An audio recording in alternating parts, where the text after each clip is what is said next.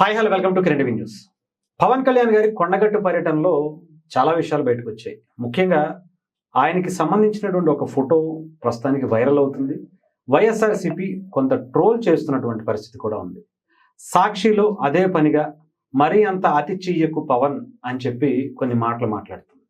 అసలు పవన్ కళ్యాణ్ గారు అక్కడ ఏం చేశారు, అక్కడ నిజంగా జరిగినటువంటి విషయం ఏంటి, ఇవి తెలుసుకునే ప్రయత్నం చేద్దాం. మనతో పాటు ప్రముఖ రాజకీయ సామాజిక విశ్లేషకులు చంద్ర శ్రీనివాస్ గారు ఉన్నారు. ఆయన సార్ నమస్తే. నమస్కారం అండి. సార్, కొండగట్టు జనసేన తెలంగాణలో చాలా కొత్త నూతన ఉత్తేజాన్ని ఇచ్చింది.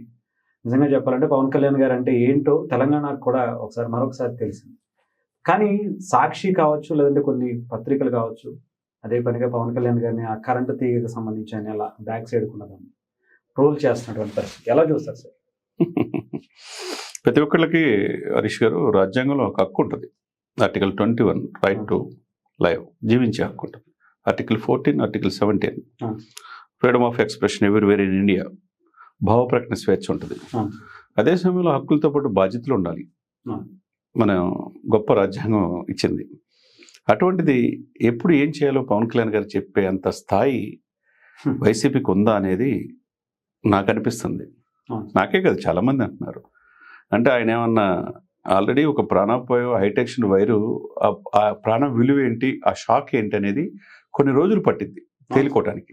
ఆల్మోస్ట్ డెత్ బెడ్ మీద నుంచి బయటకు వచ్చినట్టు మరో జన్మ. అంటే ఆంజనేయ స్వామి దయ వల్ల ఇంకా నువ్వు ఈ భూమికి నువ్వు చేయాల్సింది చాలా ఉంది. ప్రజలకి సేవ చేయాలి, అదేవిధంగా హిందూ సనాతన సాంప్రదాయాన్ని కాపాడాలి అని చెప్పి ఆయనకు ఒక జన్మ మరో జన్మ. ఇప్పటికీ ఆ షాకులోనే నేను ఎలా బతికానని అన్నాడంటే ఆయన పక్కన ఎమ్మెల్యే కూడా చెప్తున్నాడంటే, ఇప్పుడు ఆ ఎమ్మెల్యే చెప్పింది వీళ్ళకి అర్థం కాలేదా, లేదా అడ్డూరు లక్ష్మణ్ చెప్పింది ప్రభుత్వ ప్రతినిధిగా అర్థం కావట్లేదా, రేవంత్ రెడ్డి చెప్పింది అర్థం కావట్లేదా, వీళ్ళకు అమ్మ పెట్టదు అడుక్కు తినేది అన్నట్టు మీ హయాంలో ఏది సింగిల్ పైసా చేయరు. అంతర్వేది రథం దగ్ధం కానించి 145 దేవాలయాల్లో ధ్వంసం చేసినా కానీ అసలుకి ఎవరు పట్టించుకోలేరు. ఏదో పిచ్చోడు వచ్చి అక్కడ రథం తలకాయ తీసుకెళ్లారని చెప్పే పరిస్థితి నుంచి దెయ్యాలు వేదాలు వలిస్తున్నట్టుగా ఉంది వైసీపీ నాయకులు చెప్పే మాటలు. అది ప్రజల్లో ఉన్నదే మనం చెప్పేది. ఎందుకంటే ఆయనకి ఉచిత సలహాలు మానేయాలి. వైసీపీ పార్టీ పూర్వవైభవం రావటానికి ఏ విధంగా చేయాలనేది అది చూసుకోవాలి. అది చూసుకుంటే మంచిది అనేది చాలామంది మేధావులు విఘ్నులు చెప్తున్న మాట. ప్రజల్లో ఉన్నదే మనం చెప్తాం కాబట్టి. ఎందుకంటే ప్రజల తరపున మనం వారదండి హరీష్ గారు, మీరైనా నేనైనా, as a journalist, as a analyst, ప్రజల్లో ఏముందో చెప్పడం మన బాధ్యత. కాబట్టి deputy chief minister Pavan Kalyan గారికి ఎప్పుడు ఏది చేయాలో తెలుసు. ఆ వైరు ఇంత లెవెల్లో ఉంది కాబట్టి అదన్నా జస్ట్ లాగేస్తుంది ఆ పవరు. మనిషి పోతే ఎవడెత్తాడు ప్రాణం, వీళ్ళు ఏమైనా ఎత్తారా? ఇప్పుడు భౌతికంగా ఆయన లేకుండా చేయాలని శత విధాల అనేక రకాల ప్రయత్నాలు జరుగుతూ ఉన్నాయి. ఇప్పటికే 2-3 అటాక్స్ చూసాం మనం.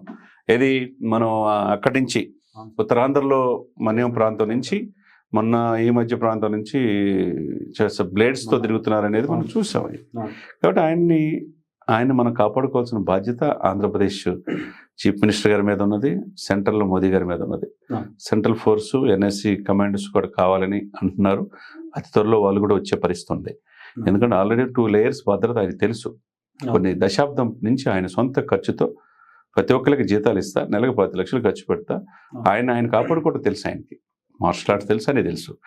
కాబట్టి అయినా కానీ పోలీసులు ఇప్పుడు వచ్చారు. ఇప్పుడు పోలీసులు ఈ 2 yearsలో వచ్చారు. కానీ అంతకుముందు ఎవరున్నారండి ఆయనకి? అంతే కదా, వాళ్ళకి ట్రైనింగ్ ఆయనే ఇచ్చుకుంటాడు. కాబట్టి ఆ వైరుని తాకితే మళ్ళీ ఏమవుతున్న ఉద్దేశంతో, భయంతో మనిషి ఇట్లా వాలినప్పుడు అది తప్పట్లేదు సార్. అక్కడ ఎందుకంటే లైవ్ లో నేను ముందు ఎదుర్కొన్నా మీరున్నారు కదా. ఇప్పుడు అది ఎట్లా తప్పైద్ది? ఇప్పటికే గత ప్రభుత్వ హయాంలో ఇష్టం వచ్చినట్టు మాట్లాడి వ్యక్తిగతనం చేస్తే ఏమైందో మీరు పూనం గౌర్ గురించి విన్నారో లేదు సార్? ఆమె మాట్లాడి ఎన్ని కుట్రలు చేశారో ఆయన గురించి వ్యతిరేకంగా చేశారు. వాళ్ళు ఎవరో రాయలసీమ నుంచి కొంతమంది వచ్చి 15 కోట్లు ఆఫర్ ఇచ్చారని చెప్పి బెదిరించారని, ఒక నాయకుడి గురించి చెప్పమని చెప్పి, అంటే రకరకాలుగా చేశారు. ఇవన్నీ కూడా అంటే రాజకీయాల కోసం ఏదైనా చేస్తారని దాన్ని బట్టి ఆమె చెప్పిన దాన్ని బట్టి అర్థం అవుతుంది. సరే, అది పక్కన పెడితే అండి, ఇక్కడ ఏంటంటే ఎప్పుడు కూడా మనిషిని ముందు తన ఇంటిని చక్కదిద్దుకోవాలి. 151 నుంచి ఎందుకు 11 పరిమితమైంది, ఎందుకు ప్రజలు మనల్ని పొందలేదు, ఎందుకు సంక్షేమ వాటిని అభివృద్ధి మర్చాము అనేది ఆలోచించుకుంటే, ఆత్మపరిశీలన చేసుకుంటే మంచిది. అందుకని ఎదుటి వాళ్ళకి ఉచిత సలహాలు ఇవ్వకూడదు. ఆయన దాటిపోయాడు ఎక్కడికో, ఆయన ఖండాంతరాలు దాటిపోయి ఆయన ప్రగతి దేశవ్యాప్తంగా పొలిటికల్ స్టార్ అయ్యాడు. తెలంగాణలో నాయకులు దశాబ్దంలో చేయలేని పనిని ఈరోజు చేసి చూపించి వాళ్ళకే మార్గదర్శి అయ్యి వాళ్ళు ఒక రూట్ మ్యాప్ కావచ్చు, దాన్ని ప్రాజెక్ట్ రిపోర్ట్ కూడా తయారు చేయమని చెప్పి రేవంత్ రెడ్డి గారు చెప్పారంటే వాళ్ళకు కూడా ఒక ఆలోచన కలిగజేశాడంటే, ఇరు రాష్ట్రాల ముఖ్యమంత్రులు ఆయన ప్రశంసిస్తుంటే ఈ దేశ ప్రధానే ప్రశంసిస్తూ ఉంటే మరి అటువంటి పవన్ కళ్యాణ్ గారికి వీళ్ళ ఆలోచన ఎంత అక్కడికే పరిమితం అయిపోయారు. అది దాటి వాళ్ళు బయటికి రాలేకపోతున్నారు.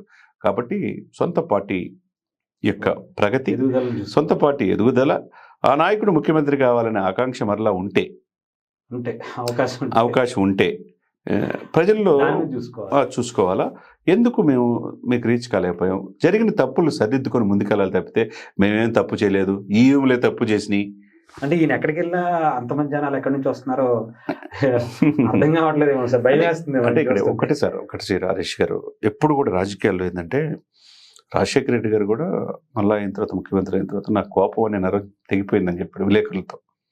ఆయన ఆరోగ్యశ్రీ కావచ్చు, చాలా ఫీజు రింబర్స్మెంట్ కావచ్చు, ప్రజల్ని ఆకట్టుకునే పనులు చాలా చేశాడు ఆయన.